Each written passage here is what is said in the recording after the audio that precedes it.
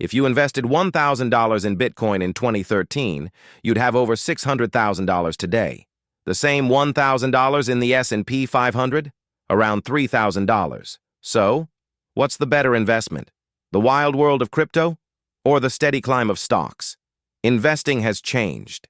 Today, you're not just choosing between Tesla and Amazon, you're deciding between Bitcoin and the stock market. Both offer wealth-building potential, but they couldn't be more different. So let's compare and find out which one is really better for you.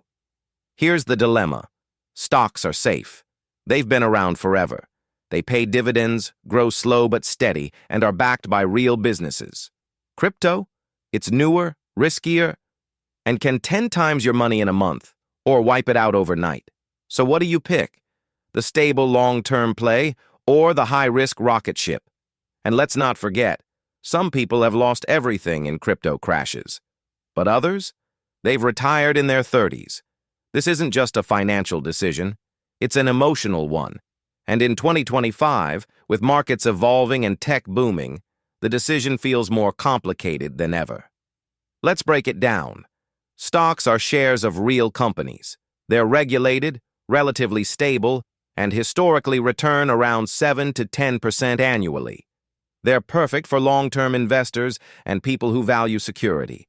Crypto, on the other hand, is built on blockchain, decentralized, mostly unregulated, and highly volatile. Bitcoin and Ethereum are the most well-known, but there are over 20,000 cryptocurrencies in circulation. Some are legit, many aren't. But here's the truth. Crypto's volatility is a double-edged sword.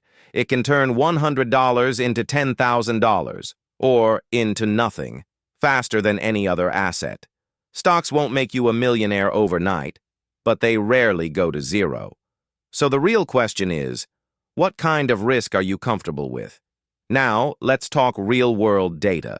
In 2023, BlackRock, the world's largest asset manager, launched a Bitcoin ETF. Meanwhile, the traditional stock market hit record highs after a decade of tech-driven growth. Experts are divided. Warren Buffett still calls Bitcoin rat poison. But younger investors? Over 50% of millennials now hold crypto. And here's the kicker. In a recent survey, more first-time investors chose crypto over stocks as their entry point. So what's happening? A shift.